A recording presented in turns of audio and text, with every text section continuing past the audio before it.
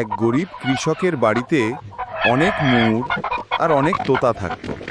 প্রতিদিন তারা অনেক ডিম দিত আর কৃষক খুব খুশি হতো।